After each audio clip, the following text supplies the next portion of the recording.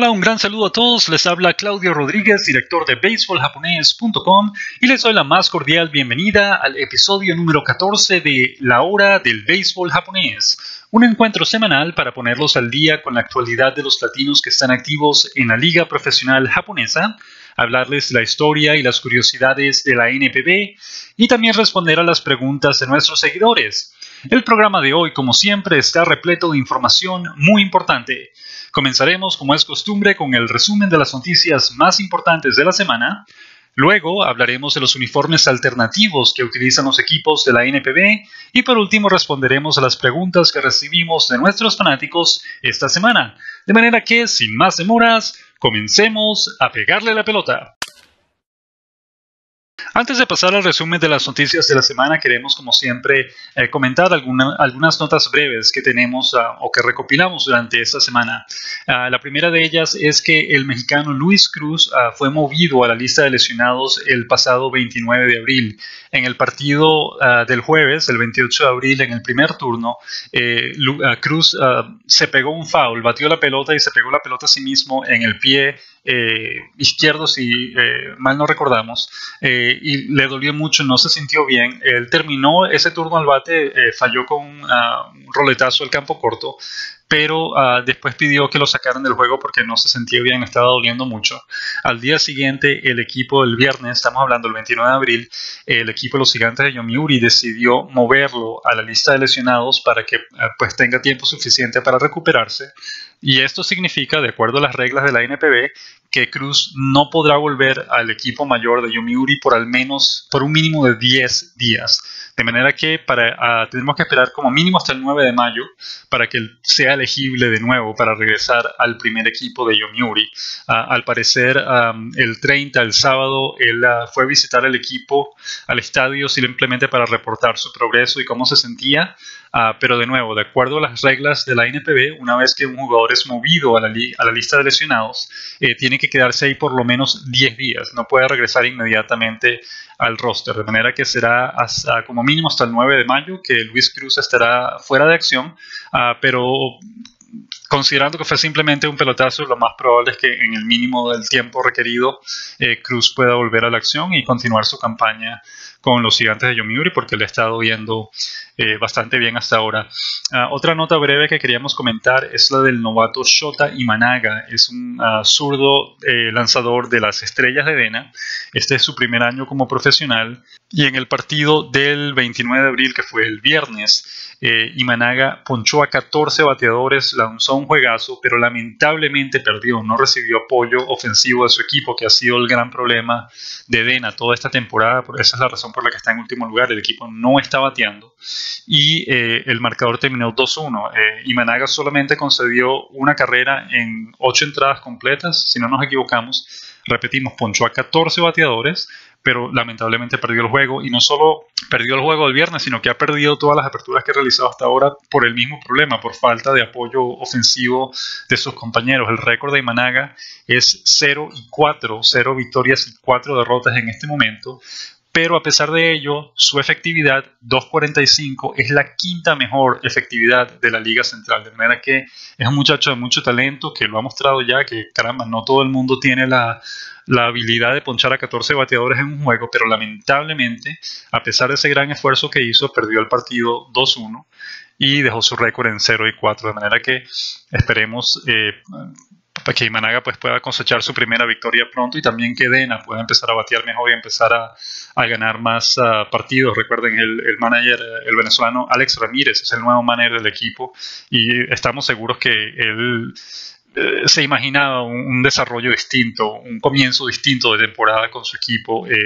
Esto seguramente no era lo que tenía planeado. El equipo no ha estado bateando nada, pero el promedio del equipo es muy bajo, es el peor promedio de la NPB. Y los abridores han estado bien, los relevistas no han estado tan bien, pero básicamente el mayor problema que ha tenido el equipo es la falta de apoyo ofensivo. No han podido producir las carreras en los momentos clave. Y bueno, también es cierto que han perdido 3 o 4 partidos ya por culpa del relevo. El relevo no ha podido mantener la ventaja en las últimas entradas de los juegos. Pero sobre todo la ofensiva. El equipo está bateando muy poco y eso tiene que cambiar, porque de lo contrario Dena pues no va a salir del último lugar en donde está. Otra nota que queríamos comentar es la de Tomoyuki Sugano, es el lanzador derecho, el as, es el primer lanzador de la rotación de los Gigantes de Yomiuri, que terminó el mes de abril con efectividad de 0.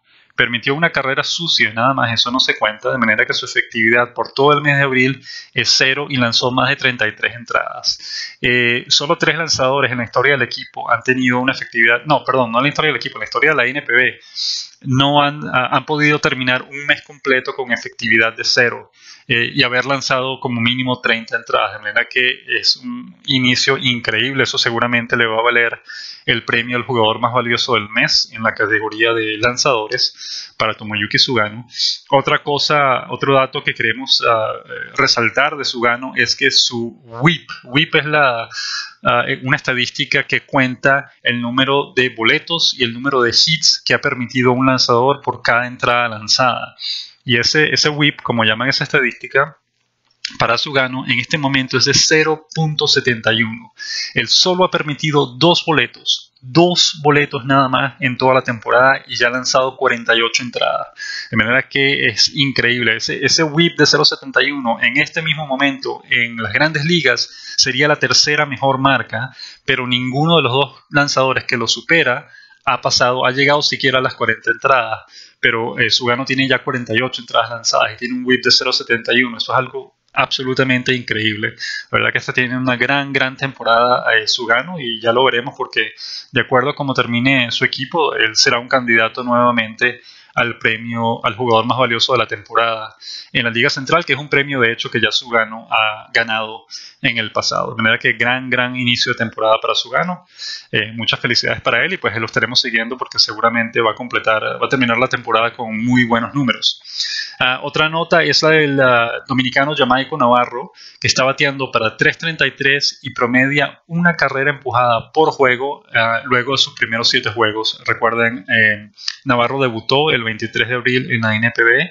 Recordemos que él estuvo suspendido por un mes por aquel incidente en el pasado mes de febrero, cuando le descubrieron 2 balas en su equipaje de mano cuando pasaba por el aeropuerto de Naha en Okinawa, y como el equipo lo sancionó, le impuso una multa de $4,000 y también lo suspendió por un mes, de manera que apenas pudo hacer su debut en la NPB el pasado 23 de abril y como repetimos, en los primeros 7 juegos que ha disputado tiene promedio de una carrera empujada por juego y está bateando 3.33, además tiene un hit, por lo menos un hit en cada uno de esos 7 juegos, de manera que no ha conectado jonrones todavía, pero ha sido un gran inicio de temporada sin duda para Navarro, y estaremos muy pendientes de él para ver qué otras cosas puede hacer, qué otros números puede poner sobre la mesa a lo largo de esta temporada, que será su primera, o que es ya su primera temporada en el béisbol japonés. También no podemos dejar de mencionar que esto es algo muy importante, ha pasado por debajo de la mesa con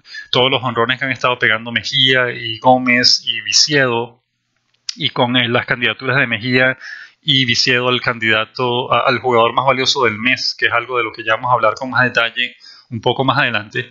Pero debajo de la mesa, con todas estas grandes actuaciones que han tenido estos grandes bateadores, está el dominicano Ricardo Nonita, que en este momento tiene 13 juegos seguidos en fila con al menos un hit y tiene 9 juegos con 2 hits. 9 de sus últimos 12 juegos ha bateado al menos 2 hits, de manera que es una racha tremenda la que está teniendo Nonita. Su promedio está en 3.64. Antes de que empezara la racha, su promedio estaba en 2.22. De manera que en cuestión de 13 juegos se ha catapultado a 3.64 su promedio. Y por supuesto tiene en este momento la que es la racha de hits más larga de un latino en la NPB este año. El cubano Dayan Viciedo tuvo 9 partidos seguidos con hit para empezar la temporada. El mexicano Luis Cruz también tuvo una racha de 9 partidos seguidos con hit. El venezolano Ernesto Mejía tuvo una racha de 8 partidos seguidos con hit. Y como ya mencionamos, Navarro tiene una racha de 7 juegos seguidos con hit. Pero la de Nanita obviamente es la más larga hasta ahora. Esto por supuesto no se acerca todavía a ningún récord así de que se nos viene a la mente rápidamente. Recordamos al venezolano José Celestino López, tuvo una racha de 17 juegos con hits el año pasado, si no nos equivocamos, 16 o 17. Héctor Luna, el dominicano Héctor Luna, en su debut en la NPB en 2013, tuvo una racha de 17 juegos seguidos con hit para empezar la temporada. Y después tuvo una racha de 23 juegos con hit. Un poco más adelante, el venezolano Alex Cabrera tuvo una racha de 20 juegos con hits, 20 juegos seguidos con hits en 2010, si no nos equivocamos.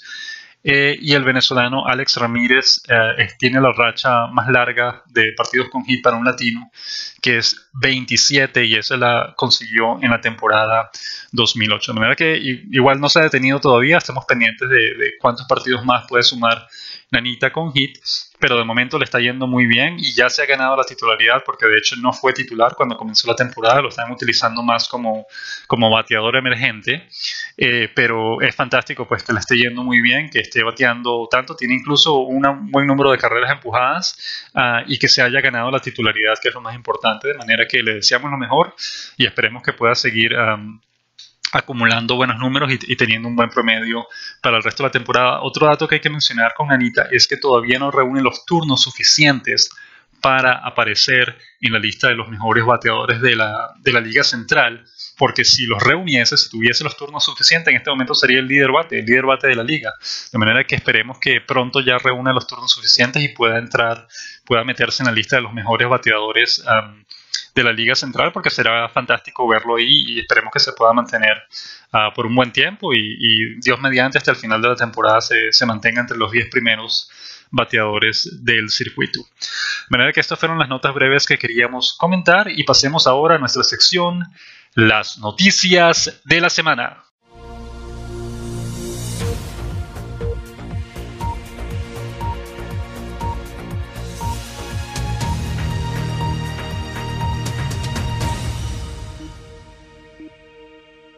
Las noticias de la semana las comenzamos con nuestra columna semanal, El Bate del Samurái, que publicamos el pasado lunes 25 de abril. Y en ella precisamente hablamos de las candidaturas del venezolano Ernesto Mejía y el cubano Dayan Viciedo, porque ambos eran favoritos a ganar el premio al jugador más valioso del mes en sus respectivas ligas. Mejía en la Liga del Pacífico y Viciedo en la Liga Central. En aquel momento ambos jugadores estaban mostrando números fantásticos, estaban liderando ambas ligas en distintas categorías, incluyendo sobre todo el promedio de bateo, que es la categoría más importante. Por alguna razón, tradicionalmente los cronistas japoneses, cuando realizan sus votos para elegir al jugador más valioso del mes, por lo general siempre le dan preferencia al promedio de bateo por encima de cualquier otro número. El jugador que tenga un promedio de bateo más alto durante el mes, por lo general es el jugador que se lleva el premio al jugador más valioso, sin importar cuáles son los otros números que haya acumulado. De hecho, ha habido casos en que un jugador ha bateado 10 honrones y ha empujado 20 carreras en un mes, pero resulta que batió 301 y por el contrario, un jugador segunda base que es primer bate batió 420 ese mes y apenas tuvo 2 honrones y 7 carreras empujadas, pero por la razón por la cual, por el hecho de que batió 420 ese mes, han preferido los cronistas deportivos, normalmente eligen a ese jugador, el que tiene el mejor promedio de bateo por encima de cualquier otro dato estadístico. De manera que en este caso Mejía y Viciedo estaban ambos liderando la liga en promedio, cosa que ya es suficiente para ganar el premio, pero además también eran líderes en otras categorías más. De manera que pues estábamos muy pendientes de ambos. Quedaban en ese momento 5 partidos por disputar para terminar el mes. Y estábamos pendientes de lo que pudieran hacer, porque si terminaban el mes en ese mismo puesto en el que estaban en ese momento, sin duda alguna iban a ser elegidos como los jugadores más valiosos del mes en el renglón jugadores de posición de sus respectivas ligas. Ahora, lamentablemente las cosas cambiaron un poco en los últimos 5 juegos del mes. Mejía terminó como líder de la Liga del Pacífico en jonrones con 10, en hits con 35, en empujadas con 28 y en bases alcanzadas con 71 y en porcentaje de slugging con 640. Es decir, fue el líder de la Liga del Pacífico en 5 categorías ofensivas distintas. Sin embargo, en ese último día, el 30 de abril, que fue el sábado, se fue de 5.1, si no nos equivocamos, y su promedio, que estaba en 3.21, bajó a 3.15. Eso quiere decir que quedó en el quinto lugar de promedio de la Liga del Pacífico, y eso le resta puntos, eso le resta posibilidades a su candidatura para que gane el premio al jugador más valioso del mes. Sin embargo, queremos ser optimistas y queremos pensar que, a pesar de todo, Mejía todavía va a ser elegido como el jugador más valioso del mes, todavía va a ganar ese premio, por la razón de que sí quedó líder en 5 categorías distintas y ninguno de sus competidores, ninguno de los otros 4 bateadores que lo superan en promedio logró ser líder en más de 2 categorías distintas. Algunos de ellos fueron líderes en promedio en hits o líderes en promedio y carreras anotadas, pero nada más. Mejía, por el contrario, fue el líder en jonrones, en hits, en empujadas, en bases alcanzadas y en slugging, y fue quinto en promedio, de manera que pensamos y deseamos, esperamos que con esos números sea suficiente para que él sea elegido como el jugador más valioso del mes de abril, bueno, marzo-abril, de la Liga del Pacífico. De manera que cruzaremos los dedos, estaremos esperando con ansias que anuncien los resultados. Eso será el martes 10 de mayo, que será el martes de la semana que viene. Estaremos pendientes de lo que anuncien y esperemos que esta vez Mejía se pueda quedar con el que sería su primer galardón al jugador más valioso del mes en su carrera en la NPB, que comenzó hace 2 años en la temporada 2014. Ahora, el caso de Viciedo, para el 29 de abril, un día antes de que terminara el mes, estaba casi que asegurado. Viciedo era el líder en 5 categorías distintas, incluyendo promedio, y eso lo pintaba ya de una como el ganador del premio. Sin embargo, lamentablemente, en el último juego del mes, el sábado 30 de abril, Viciedo se fue de 4-0. Y eso significó que de las 5 categorías en las que era líder, perdió 3 de ellas y terminó siendo líder solamente en 2. Terminó siendo líder en jonrones con 9, y no líder solitario, sino compartido. Y en porcentajes de slugging con 694, que es una cifra fantástica, es la mejor cifra de la NPB en ese departamento. Sin embargo, ya no tenemos a un Viciedo que era líder en 5 categorías distintas, incluyendo promedio, sino tenemos ahora un Viciedo que solamente es líder en 2 categorías, una de ellas compartido, y además su promedio quedó en 3.47, y eso significó que quedó en el 4.º lugar de esa categoría en la Liga Central.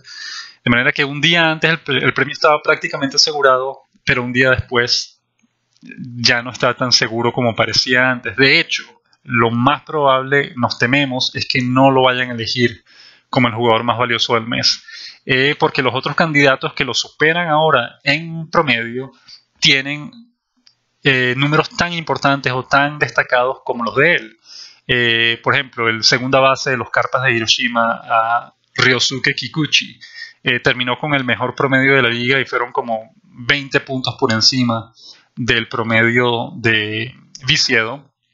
No tuvo tantos jonrones ni tantas carreras empujadas, pero por el hecho de que, repetimos, su promedio fue tan alto, es muy posible que lo elijan a él como el jugador más valioso del mes en lugar de Viciedo.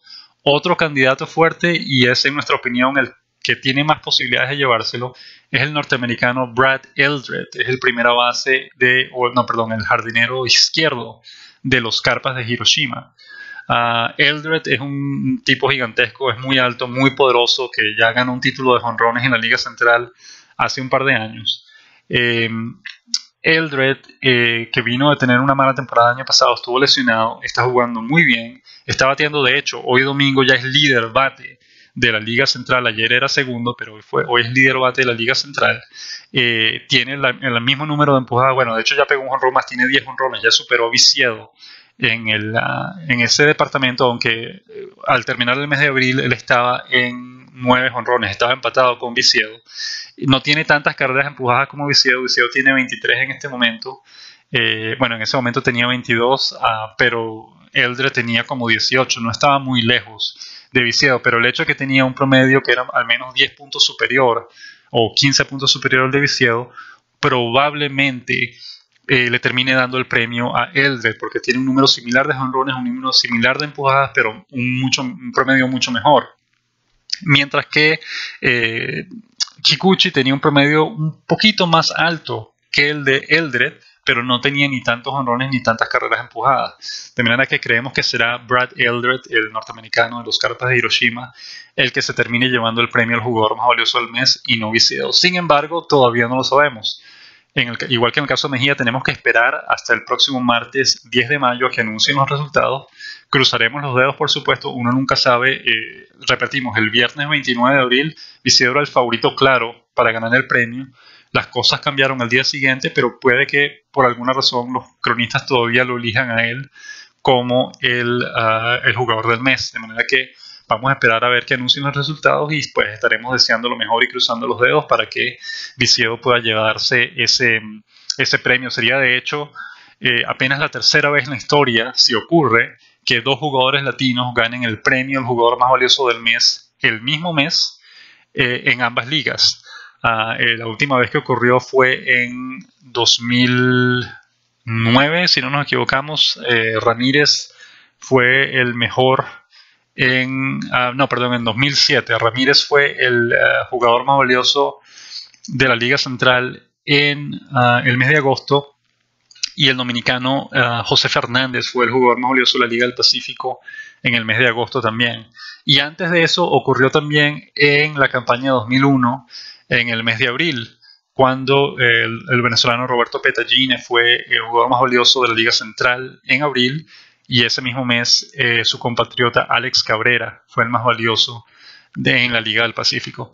De manera que pues no son tan buenas las probabilidades como eran hace una semana, pero repetimos, cruzaremos los dedos y estaremos deseando lo mejor para que tanto Mejía como Vicedo se lleven el premio al jugador más valioso del mes en sus respectivas ligas. Ya les estaremos informando de lo que ocurra cuando anuncien los resultados el próximo 10 de mayo. Pasemos ahora al martes 26 de abril.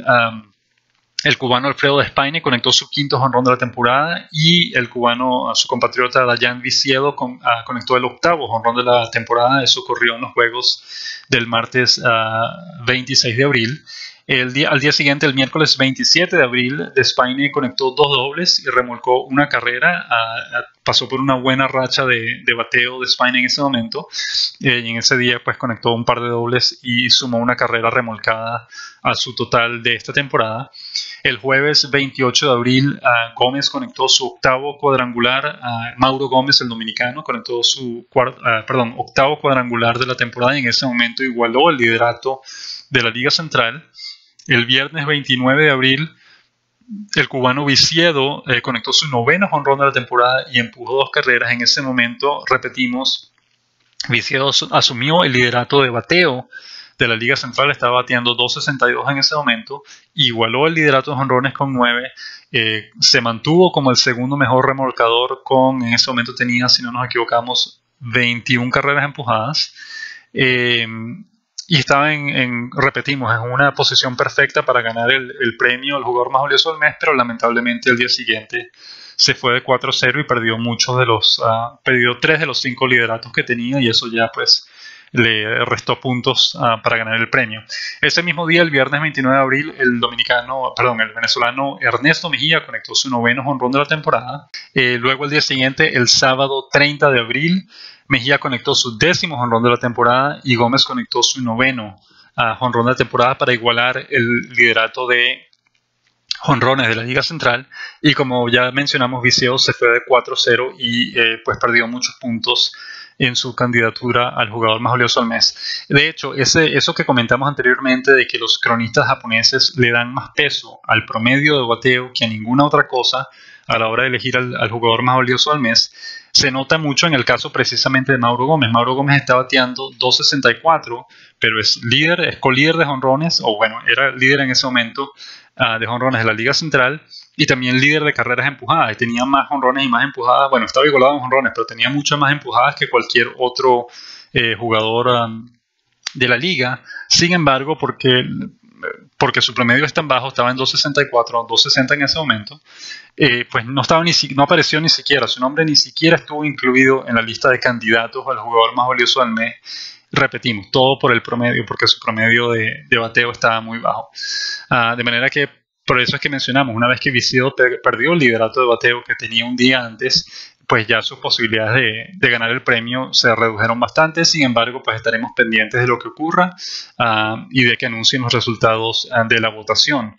El domingo 1 de mayo, esta mañana, Mejía conectó su 11º jonrón de la temporada. Ya tiene 3 juegos seguidos con un jonrón.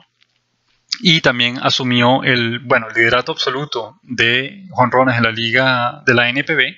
Y también se mantiene como el líder empujador de la Liga del Pacífico. El dominicano Mauro Gómez remolcó 2 carreras esta mañana y también se puso como el líder absoluto de remolcadas de la NPB con 30. Y otra cosa que publicamos hoy fue la entrevista que le hicimos precisamente al dominicano Mauro Gómez cuando estuvimos recientemente en Japón. Espero que la hayan visto y que la hayan disfrutado. Nuestro plan, hicimos 10 entrevistas en total. Esta es la segunda que hemos publicado. El domingo pasado publicamos la del mexicano Luis Cruz. Nuestra idea es publicar una entrevista cada domingo, precisamente para darle a cada uno de los jugadores que entrevistamos su tribuna, su momento de gloria, si lo podemos llamar así, para que los fanáticos que siguen nuestra página pues puedan leer con calma cada una de las entrevistas que hicimos y cada jugador pues tenga la atención que merece con sus entrevistas. De manera que esta mañana pues le tocó el turno al dominicano Mauro Gómez, que le está yendo muy bien y que pues le deseamos lo mejor esta temporada. Él mismo nos comentó que él deseaba, su meta era, y eso lo podrán leer en la entrevista, que quería registrar este año mejores números, quería superar los números que tuvo en su primera temporada en la NPB, que fue en 2014. Recuerden, en ese momento él lideró la Liga Central y de hecho toda la NPB con 109 carreras empujadas ese año, de manera que él quiere superar esa cifra este año, quiere también conectar más jonrones si es posible, y sobre todo quiere ser campeón, como nos explica que es el deseo de cualquier pelotero, quiere vivir la experiencia de ser campeón de Japón. De hecho, en 2014 su equipo, los Tigres de Hanshin, clasificó a la Serie de Japón. Lamentablemente perdió 4-1 la serie contra los Halcones de SoftBank, pero al menos tuvo la experiencia pues, de llegar hasta el final, hasta la Serie de Japón, y de pelear el título con SoftBank, de manera que pues igual le deseamos lo mejor a Gómez para esta temporada y esperemos que pueda cumplir todas las metas que desea y que se ha puesto a sí mismo. De manera que este fue pues el resumen de las noticias de la semana, y pasemos ahora a nuestra sección Conociendo al béisbol japonés. Esta semana en Conociendo al béisbol japonés queremos hablar de los uniformes alternativos del béisbol japonés que utilizan los equipos de la NPB, y esto viene a colación de un comentario que hicimos ayer, probablemente lo habrán visto en nuestras cuentas de Twitter y Facebook. La razón fue porque los Búfalos de Orix estaban jugando con un uniforme especial que es tan chillón, tan escandaloso, que estábamos bromeando que hacían falta lentes de sol para poder ver el juego con calma, porque de otra manera es tan colorido el uniforme que están utilizando que uno casi que queda ciego, brilla demasiado sobre el terreno. En este caso, Orix está haciendo una promoción especial, lo que ellos están llamando el Día de las Chicas de Orix, de las fanáticas, el Día de las Fanáticas femeninas del equipo, y su idea fue utilizar crear un uniforme que honrase de alguna manera a las fanáticas del equipo, y el diseño que tiene es muy similar al de un mantel, al de un mantel de una mesa de picnic, cuando uno va al parque y se sienta en el suelo y pone un mantel sobre el suelo y encima pone su cesta con su comida y demás. Es como de cuadros, y si lo habrán visto en las fotos y en el tweet que compartimos, es tremendamente escandaloso. Realmente salta a la vista el montón de colores que tiene la camisa, que de hecho el nombre del equipo no se ve tan bien porque son tantos los colores que uno se pierde un poco el nombre del equipo en el pecho, en la parte de enfrente del uniforme. Pero así como Orix está haciendo este esfuerzo, y ellos más adelante tendrán otro día especial que será para los fanáticos del equipo, en el cual los jugadores estarán utilizando un uniforme que será prácticamente el mismo, pero a diferencia de este caso, que es mayoritariamente, en el caso de las mujeres, que es mayoritariamente rojo o rosado. En el caso de los hombres será un azul claro, digamos. Será el mismo uniforme de cuadros y rayas, pareciendo un mantel de picnic, pero será azul en vez de rojo, como en este caso, este fin de semana que fue cuando hicieron la promoción de las mujeres. Y Oryx no es un equipo que es ajeno a este tipo de promociones. El año pasado ya utilizaron un uniforme especial, un uniforme alternativo que se utilizan, recuerden, estos tipos de uniformes alternativos se utilizan solamente durante eventos especiales a lo largo de la temporada, para series de 2 o 3 juegos en particular en algún momento del año. El año pasado Oryx estaba tratando de hacer, ¿cómo lo mencionamos? De llamar atención hacia la ecología, hacia los esfuerzos para mantener la naturaleza, para preservar la naturaleza de los países en los que vivimos, de los lugares en los que vivimos. Y en aquel momento la idea que se les vino a la mente fue que la camisa del uniforme representase el globo terráqueo, que pareciera, visto desde el espacio, que se viera la Tierra, pues los continentes, distintos continentes del mundo y también el mar. De manera que cuando uno veía la camiseta del equipo parecía un mapamundi, un globo terráqueo, o la Tierra vista desde el espacio. Bastante escandaloso el uniforme, por supuesto, demasiado colorido para nuestro gusto, pero digamos, es uno de los esfuerzos que hace el equipo para tratar de llamar la atención acerca de distintos tópicos. En aquel caso, la preservación de la naturaleza, en este caso simplemente para celebrar el apoyo que reciben de sus fanáticas, y más adelante lo harán también para celebrar o para agradecer el apoyo que reciben de los fanáticos masculinos. Los Marinos de Lotte han tenido una iniciativa similar en los últimos 2 años, con un uniforme que es azul cielo, llamémoslo así, un azul bastante claro, que lo utilizan durante algunos juegos de la temporada para celebrar lo que ellos llaman Marines Festa, que es básicamente una fiesta del equipo, una celebración del equipo y de sus fanáticos, y tienen promociones especiales en el estadio, en los juegos, en esos juegos particulares en los que el equipo utiliza esas camisas o ese uniforme especial. Y bueno, este año, de hecho, cuando fuimos a Japón, tuvimos la oportunidad de visitar el estadio, el QVC Marine Field, que es el estadio sede de los Marinos de Lotte, que queda en Chiba, y es un estadio muy, muy simpático, donde hay excelente comida, bastante entretenimiento para los fanáticos, sobre todo para los niños, y los equipos, repetimos, japoneses siempre, igual que en las grandes ligas, siempre hacen este tipo de promociones, pues, para atraer a los fanáticos, para llenar los estadios, para que aumentar la asistencia a los juegos. Los Gigantes de Yomiuri, por ejemplo, han hecho varias promociones en las que regalan una camiseta del equipo. Ha habido partidos especiales en los que ellos han utilizado una camiseta totalmente anaranjada, que no es el uniforme regular del equipo, y le han dado réplicas de esas camisas, una camisa de imitación, digamos, a todos los fanáticos del estadio, de manera que todos los fanáticos que entraban, pues, les daban gratis su camisa anaranjada para apoyar al equipo, como parte de la promoción.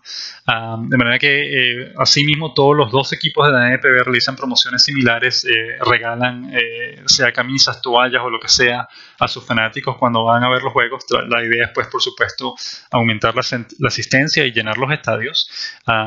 De hecho, compañías grandes como Nippon Ham, Rakuten y SoftBank realizan series especiales en el Tokyo Dome cada año, en los que el equipo juega como local, pero juegan en el Tokyo Dome, y eso normalmente lo hacen porque las compañías matrices, que son dueñas de los equipos, simplemente regalan entradas a todos sus empleados que viven en el área de Tokio, como para premiarlos por el esfuerzo que hacen todos los años, de manera que esos estadios, esos partidos normalmente se llenan, y la mayoría de los fanáticos que van son empleados de esa compañía, Nippon Ham, SoftBank o Rakuten, que viven en Tokio, y pues les están celebrando un día en especial en el que les regalan las entradas para que puedan disfrutar de un juego del equipo. Las Estrellas de Dena también lanzaron este año un uniforme alternativo muy interesante que tiene rayas azules y blancas, parece más bien un equipo de fútbol. Tiene la palabra Yokohama en el pecho, es para honrar la ciudad en la que el equipo juega, que es la ciudad de Yokohama. Y además tiene como un gradente, es decir, la intensidad del color va de menos a más. De menos en la parte baja es más blanco, en la parte baja en la cintura, pero a medida que va subiendo hacia el pecho y hacia el cuello, se va haciendo más fuerte el color azul. Y la idea detrás del diseño del uniforme es representar los cielos y los mares de Yokohama. Yokohama es una ciudad portuaria muy importante en Japón. Y la idea de ese uniforme es simplemente honrar a la ciudad en la que el equipo juega, y también para tratar de estrechar los lazos con sus fanáticos y con la ciudad como tal. De manera que es un uniforme bastante interesante. También hay quienes se quejan de que es muy chillón y que hay que verlo con lentes de sol, como dijimos, pero es un uniforme muy bonito, y que repetimos, las Estrellas de Dena lo estarán utilizando en varias ocasiones durante esta temporada. Ahora, poniendo de un lado estas promociones especiales en las que los equipos utilizan estos uniformes alternativos, también existen otras ocasiones, y esto es algo que también ocurre en las grandes ligas, en las que utilizan uniformes, los llamados uniformes retro. Simplemente utilizan el mismo uniforme que utilizaba ese equipo hace 20 años o hace 40 años o cuando fue fundado, para celebrar alguna ocasión especial, o simplemente para celebrar la historia de esos equipos. Hemos visto, por ejemplo, a los Gigantes de Yomiuri utilizar su uniforme retro de los años 30 cuando el equipo fue fundado, o de los años 40, que se ve muy interesante. De hecho, no ha cambiado mucho, el logo se ha mantenido más o menos similar, pero igual como ocurre en las grandes ligas, pues los uniformes son como más anchos, más aireados, más holgados, digamos. Los jugadores se ven como flacos dentro de ese uniforme que parece tener tanto aire dentro, parece ser tan abultado, y son los típicos uniformes antiguos, pues, que utilizaban los equipos en aquella época, y lo hemos visto también con los Tigres de Hanshin y con los Dragones de Chunichi, utilizando esos uniformes que utilizaban los jugadores en los años 40 y 50. Otra ocasión típica en la que los equipos utilizan uniformes retro es con los Búfalos de Orix y los Halcones de SoftBank, porque ambos equipos en algún momento jugaban en Osaka, en la ciudad de Osaka, y eran rivales de la ciudad. Se enfrentaban muy a menudo, y los fanáticos los apoyaban con mucha intensidad a cada uno de los equipos. Y cuando esa serie, lo que ellos llaman el Clásico de Osaka, que es esa serie en la que se enfrentan ambos equipos, cuando esas series ocurren durante la temporada, normalmente los equipos van y utilizan sus uniformes retro, los uniformes que utilizaban en los años 60 y 70, para honrar, pues, la historia del equipo. Recuerden, los Halcones se mudaron a la ciudad de Fukuoka, que es la sede actual, a principios de los años 90, de manera que cuando ellos jugaban en Osaka eran los Halcones de Nankai. Esto era ya, pues, en los años 70 y 80. Ya, ¿no? A partir de los años 90, pues, se mudaron a Fukuoka y continuaron jugando en esa ciudad. Es al sur de Japón. De manera que eso también es algo fantástico de ver cuando utilizan los uniformes retro, porque les da una idea del historial de los equipos. De hecho, los dos equipos de la NPB, casi todos ellos datan del año 1950, que es cuando se comenzó a utilizar el actual sistema de 2 ligas en la NPB. Y lo que han cambiado, no han cambiado de nombre, lo que han cambiado es de dueños. Algunos de ellos han pasado por varias compañías distintas, de manera que el nombre se ha mantenido igual. Por ejemplo, los Yakult, las golondrinas Yakult, ellos tienen el nombre de golondrinas. Bueno, no, el nombre de golondrinas llegó en los años 70, antes se llamaban los átomos de Sankei. Y bueno, han cambiado, y después el diario Sankei los vendió a la compañía Yakult, que es la que la que administra el equipo en este momento. Pero hay otros equipos, los Leones de Seibu, por ejemplo, en algún momento eran los Leones de Nishitetsu, después fueron los Leones de Crown Lighter, que es una compañía de automóviles. y finalmente se convirtieron en los Leones de Seibu a finales de los años 70. Pero se ha mantenido Leones, ha sido el mismo equipo desde aquel momento, simplemente ha cambiado de nombre varias veces. Los Búfalos de Oryx, por ejemplo, originalmente eran los Bravos de Hankyu, y después pasó a llamarse la Ola Azul de Oryx, y después se fusionaron con los Búfalos de Kintetsu y ahora es que se llaman Búfalos de Oryx. Eso ocurrió en 2004. Y hay un caso muy interesante que es el caso de las Águilas de Rakuten, que es un equipo de expansión, es un equipo nuevo que fue fundado en 2005 y realmente no tiene un uniforme retro, pero cuando hacen promociones de uniforme retro, ellos simplemente inventaron un uniforme retro que es muy similar al que utilizaban los Astros de Houston en los años 60, un uniforme que tenía esas rayas de colores en el pecho. Ellos simplemente para participar de estas series de uniformes retro simplemente se inventaron un uniforme retro que nunca tuvieron porque el equipo no es tan viejo, pero lo utilizan igual simplemente para estar a la par con el rival al que están enfrentando, que sí está utilizando un uniforme retro. Otra cosa que queríamos mencionar, que esto es uno de los datos favoritos de nuestro colega, nuestro amigo Jason Coskrey del diario Japan Times, es el casco antiguo que utilizaban los halcones de SoftBank en los años 70. El casco tenía dibujado en la parte de afuera del casco la cabeza de un halcón. Se le veía la parte de arriba con los ojos, la nariz y todo, es decir, el casco como tal tenía sino tenía pintada la cabeza de un halcón sobre el casco, de manera que se veía súper interesante cuando los jugadores lo utilizaban, porque no era el típico casco unicolor con el logo del equipo enfrente, sino un casco con varios colores y que parecía la cabeza de un halcón, de manera que era muy interesante, se veía muy bien, y nuestro amigo Jason siempre lo comparte en Twitter cada vez que lo ve porque le gusta mucho.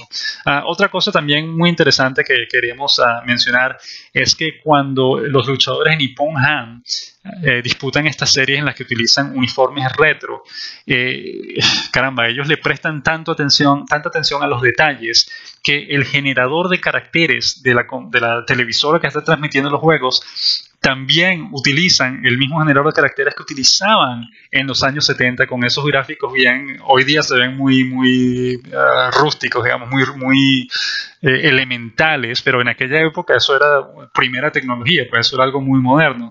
De manera que ellos cambian el generador de caracteres durante esas series y transportan todo de vuelta a los años 70 y se ve fantástico, se ve maravilloso cuando uno ve el partido por televisión, porque se ven los uniformes viejos y se ve el generador de caracteres que se utilizaba en esa misma época para notificar cuántos corredores en base y cuál era el marcador en ese momento y quién estaba ganando o qué jugadores venían a batear, todo ese tipo de cosas. Pues de manera que esos pequeños detalles, los japoneses son muy detallistas en eso y es un detalle fantástico. Eso, cuando se ven esos juegos por televisión, uno realmente los disfruta mucho precisamente por todos esos pequeños detalles. De manera que esta fue nuestra sección Conociendo el Béisbol Japonés de esta semana, y pasemos ahora a nuestra sección Las Preguntas de la Semana. Las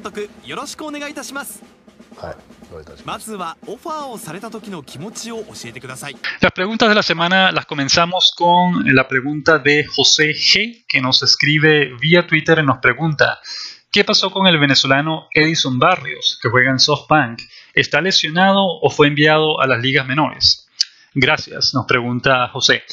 José, ya te respondimos a esta pregunta por Twitter, pero repetimos aquí para compartirlo con el resto de las personas que nos escuchan.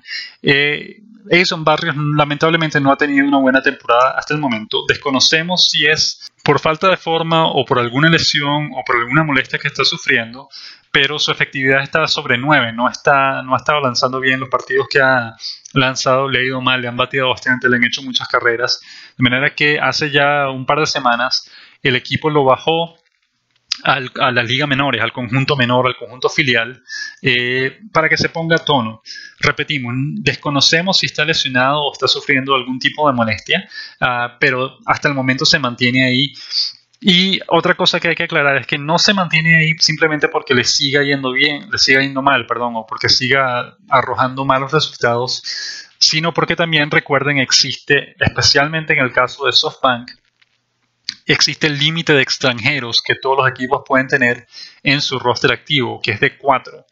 Y de esos 4, solo 3 pueden ser lanzadores o solo 3 pueden ser jugadores de posición. Es decir, no pueden ser 4 lanzadores o 4 jugadores de posición. Tiene que haber un equilibrio ahí. Pueden ser máximo 3 de uno de esos dos renglones. Esto significa que, como ya SoftBank tiene 4 extranjeros en su roster activo de este momento, incluyendo a 3 lanzadores, eso significa que Barrios no puede ser subido en este momento hasta que ellos decidan bajar a alguno de los otros lanzadores que están en el roster en este momento. Uno de esos lanzadores es su compatriota Robert Suárez, que también está básicamente ocupando el mismo puesto que ocupado Barrios. Está trabajando como lanzador relevista intermedio.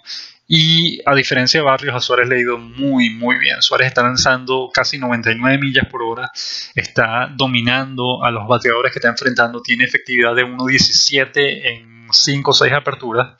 Le ha ido bastante bien, pues, en resumen.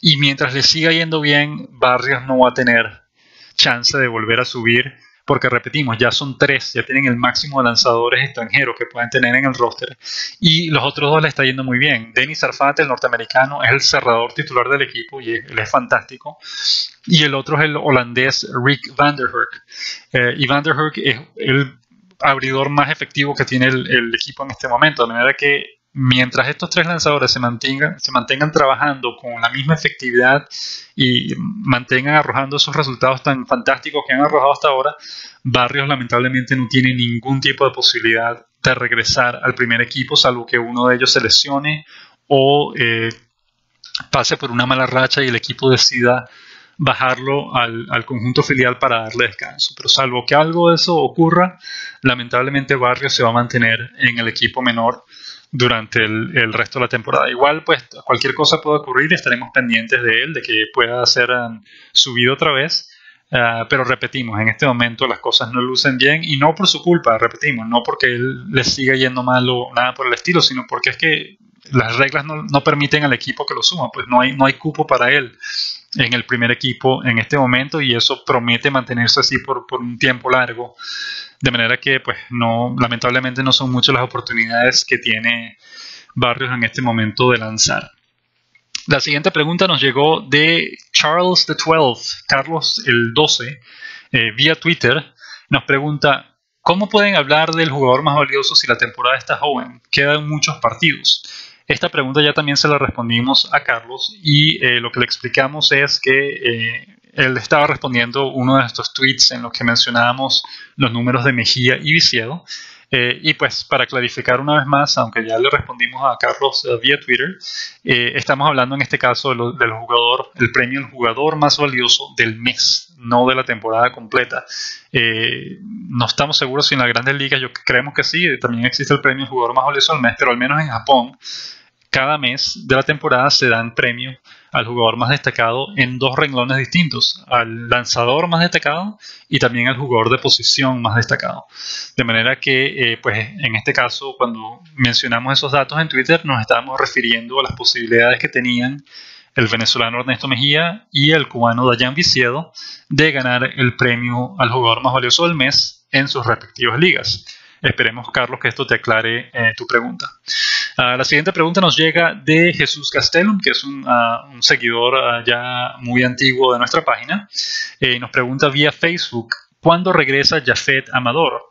Se refiere al mexicano Jafet Amador, que, recuerden, se lesionó, se fracturó o se lesionó uno de sus ligamentos, en un desgarro en uno de sus ligamentos en la mano izquierda, si no nos equivocamos, y iba a estar de baja por al menos 8 semanas.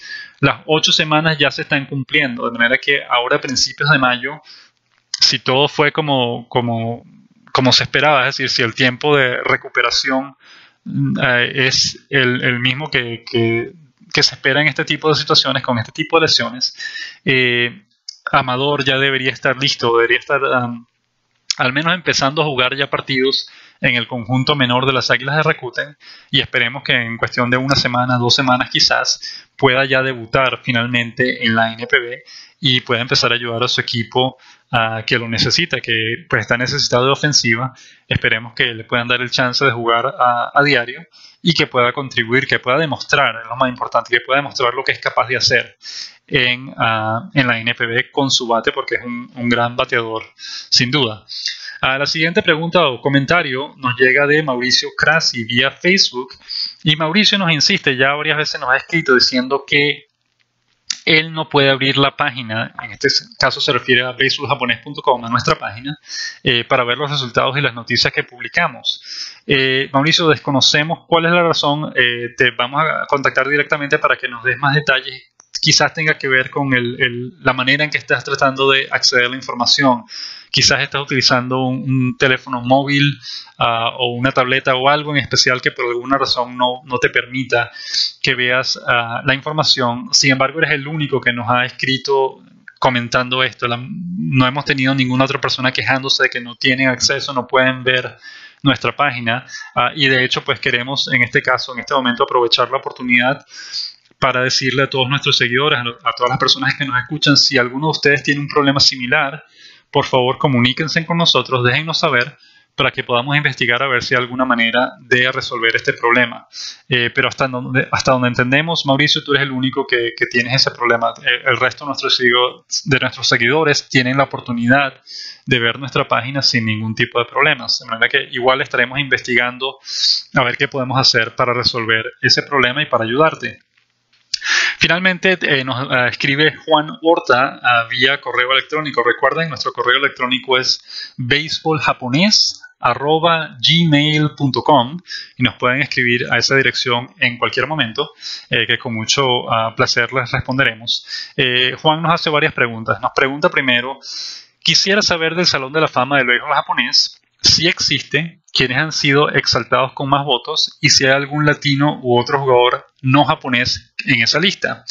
El Salón de la Fama del Béisbol japonés, Juan, sí existe. Es muy similar en su estructura, en su organización y en la manera de seleccionar a los peloteros. Es prácticamente una copia del Salón de la Fama de las Grandes Ligas. El sitio como tal está ubicado en el Tokyo Dome, en las afueras del estadio, justamente al lado de alguna de las puertas de entrada al estadio, está una fachada muy bonita con imágenes de jugadores, con unas esculturas que están pegadas a la pared de jugadores de béisbol. Y ahí dice Salón de la Fama del Béisbol japonés. Es un salón de la fama muy pequeño, pero se pueden ver cosas muy interesantes. Adentro hay uniformes, los uniformes que utilizaron las selecciones de Japón en los clásicos mundiales de 2006 y 2009 cuando fueron campeones. Hay una gran cantidad de artículos firmados, donados por distintos peloteros. Hay cosas históricas como la racha de partidos seguidos partidos disputados de manera consecutiva de Sachio Kinugasa, que es el jugador que rompió el récord de partidos jugados de manera consecutiva de Lou Gehrig en los años 70. Ya después, a principios de los 90 o mediados de los 90, ese récord fue superado a su vez por Cal Ripken Jr., pero en aquel momento fue Kinugasa el que había roto ese récord. También está Yutaka Fukumoto, creemos que es el nombre, perdonen que no nos acordemos en este momento, que es el líder de bases robadas de la NPB en la historia, con 1061 bases robadas, si no nos equivocamos. En su momento, ese jugador fue el que rompió el récord de bases robadas de Lou Brock en las Grandes Ligas, pero posteriormente fue superado por Rickey Henderson. Pero ese tipo de cosas, de hecho, hay una base autografiada por Rickey Henderson en ese Salón de la Fama japonés, reconociendo a Fukumoto como el líder mundial de bases robadas, si bien poco después Rickey Henderson lo superó en el total de bases robadas en su carrera. Es un sitio pequeño, la entrada son $5 y normalmente está abierto los días en los que hay juegos en el Tokyo Dome, de manera que uno puede pasarse todo el día en el estadio, ir a visitar primero al Salón de la Fama y después entrar al Tokyo Dome y ver un partido de los Gigantes de Yomiuri o algún otro equipo que esté jugando ese día en el estadio. De manera que es un Salón de la Fama pequeño, tiene su cuarto de placas muy similar al de Cooperstown, donde se ven todos los jugadores que han sido exaltados al Salón de la Fama, y vale la pena visitarlo. Es pequeño, pero tiene cosas interesantes. Si existe el jugador que ha sido exaltado con más votos, lamentablemente no tenemos esa información a la mano, pero suponemos que habrán sido probablemente Sadaharu o Shigeo Nagashima, que son los dos jugadores más famosos en la historia de la NPB. Katsuya Nomura también, que es el jugador que tiene más honrones después de Sadaharu y que tenía más partidos disputados hasta hace poco. No tenemos, repetimos, los totales en este momento, pero muy probablemente hayan sido algunos de ellos los que reunieron mayores votos. Si existe algún latino en el Salón de la Fama japonés, no, en este momento no, aunque el venezolano Alex Ramírez muy probablemente sea electo porque tiene todos los números, tiene las calificaciones suficientes para ser exaltado al Salón de la Fama japonés. Además es una figura muy popular. Alex Ramírez se ha mantenido viviendo en Japón todo este tiempo y es una figura tremendamente popular en Japón, de manera que al igual que en las grandes ligas, una vez que se cumplan 5 años de su retiro del béisbol activo como jugador, ya será elegible para que puedan votar por él para ser elegido al Salón de la Fama japonés. Casi nadie es electo en el primer año de elegibilidad. Eso, pues los japoneses son muy estrictos en eso. Ellos creen en ganarse el voto y en no recibirlo de entrada, de manera que es muy probable que él no sea electo en su primero o incluso segundo o tercer año, pero posteriormente en algún momento con toda seguridad va a ser elegido y va a ser el primer latino en el Salón de la Fama. Otros extranjeros, está el hawaiano Wally Yonamime, que jugó con los Gigantes de Yomiuri en los años 50 y después fue coach y manager de los Dragones de Chunichi. Es uno de los pocos extranjeros que ha sido exaltado al Salón de la Fama. Ahora, esto es importante resaltarlo. Cuando hablamos de extranjeros, hay dos categorías distintas. Hay extranjeros por nacionalidad o porque nacieron fuera de Japón, pero desarrollaron, crecieron y desarrollaron toda su carrera dentro de Japón. El caso de Sadaharu, por ejemplo. Sadaharu no es considerado japonés, sino taiwanés, porque su padre era taiwanés y porque no era 100% japonés, no lo consideraban japonés como tal. Sin embargo, él nació y creció en Japón. Japonés es el único idioma que conoce y ha jugado toda su carrera en Japón, de manera que él, en su etapa como jugador, era considerado japonés en términos de roster, y no como un jugador extranjero, precisamente porque nació y creció y se educó en Japón. Lo mismo con el ruso Viktor Starfin, que él nació y creció en Hokkaido, y fue una gran figura. Fue de hecho el primer lanzador que ganó 300 juegos en la historia del béisbol japonés. Eso ocurrió en los años 50, pero repetimos, él nació y creció en Japón, hablaba japonés, era el único idioma que hablaba, a pesar de que era rubio, blanco, no se parecía a los japoneses, pero nunca contó como jugador extranjero. Sin embargo, sabemos que es ruso porque sus padres eran rusos, y en el caso de Sadaharu, su padre era taiwanés. Y ha habido varios, Masaichi Kaneda, el lanzador que tiene más victorias en la historia de la NPB, 400 victorias, sus padres eran coreanos. De manera que hay varios jugadores de ese estilo, de que vienen, sus ancestros son de otro país, pero como crecieron o se educaron en Japón y nunca ocuparon una plaza de extranjero en el roster, pues técnicamente no son extranjeros, sino que son japoneses también. Ahora, si nos referimos a los extranjeros que llegaron del exterior directamente a jugar en la liga, fueron contratados, fueron importados para venir a jugar a la liga, entonces los únicos que han sido admitidos, o el único que ha sido admitido, es el hawaiano Wally Yonamine, y también hay otras figuras como el norteamericano Horace Wilson, que se le acredita el haber traído el béisbol a Japón en 1872. Él era un profesor de inglés que vino a Japón a enseñar inglés y educación física y otras cosas por el estilo. y él trajo el béisbol a Japón y se le acredita como la primera persona que trajo el béisbol a Japón y le enseñó a los japoneses cómo jugar el deporte. De manera que, por ejemplo, el norteamericano Carl Tuffy Rhodes, él tiene los números, él probablemente sea electo al Salón de la Fama en el futuro ya comenzó, ya es elegible, ya va a ser el segundo o tercer año en el que los cronistas están votando por él, pero él tiene cuatro títulos de jonrones, varios títulos de carreras empujadas, una carrera muy larga, 13 años en la NPB, aprendió a hablar japonés fluido, de manera que Tuffy Rhodes probablemente sea otro extranjero que en el futuro sea electo, todavía no ha ocurrido, pero es probablemente que ocurra. Juan Horta también nos pregunta ¿cómo es la selección de los jugadores al Salón de la Fama del béisbol japonés? Juan, como repetimos, como dijimos ya, es muy similar al de las grandes ligas. Hace falta el 75% de los votos para que uno pueda ser ingresado al Salón de la Fama. Existe también un comité de veteranos para revisar a personas que ayudaron a la promoción del béisbol en Japón. Existen varias categorías, es prácticamente lo mismo que en el Salón de la Fama de las grandes ligas. La forma en la que funciona la organización del mismo es muy similar. Y también, como repetimos, los jugadores son elegibles 5 años después de haberse retirado como jugadores activos, de manera que es prácticamente igual que en el de las grandes ligas. Y nos pregunta también Juan, ¿cómo son los contratos de los jugadores japoneses para ir a los equipos de las grandes ligas? Esto también lo hemos mencionado en el pasado, no tenemos mucho tiempo hoy, pero lo vamos a mencionar brevemente.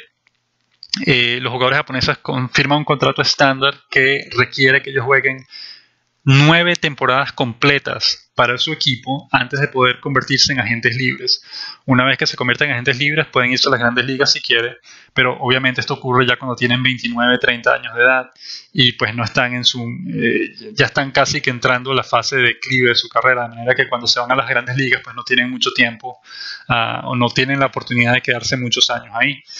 Sin embargo, existe lo que llaman el sistema de traspasos, que es una manera que tiene su equipo de anular de alguna manera ese contrato y permitirle a los jugadores que se vayan antes de cumplir los 9 años, se vayan antes a las grandes ligas a través de un traspaso, un sistema de pujas que se llamaba antes, en la que los equipos de las grandes ligas, el que pagaba más dinero era el que se quedaba con los derechos del jugador. Ese sistema ya cambió. Ahora, una vez que el jugador es anunciado que ya está a la venta, todos los equipos de las grandes ligas pueden negociar con él. Pero sí existe, digamos, el sistema de traspasos es la manera que tienen los equipos japoneses de enviar sus jugadores a las grandes ligas antes de que estos cumplan los 9 años de servicio que requieren para poder convertirse en agentes libres. Ya ese tema lo tocaremos con más detalle en otra oportunidad, pero es básicamente esa la manera en la que funciona. De manera que hemos llegado entonces al final del programa de hoy. Muchísimas gracias por acompañarnos como siempre, y como es costumbre los dejamos con el himno de uno de los equipos de la NPB, en este caso de las Águilas de Rakuten. Como es un equipo de la Liga del Pacífico, recuerden, es un himno más moderno, una canción más actualizada que las otras de la Liga Central, que parecen canciones muy viejas de los años 40 y 50. En este caso, las Águilas de Rakuten cuentan con un himno muy moderno, como ya lo mencionamos, y esperamos que los disfruten. De manera que gracias de nuevo por acompañarnos hoy y los dejamos con el himno de las Águilas de Rakuten.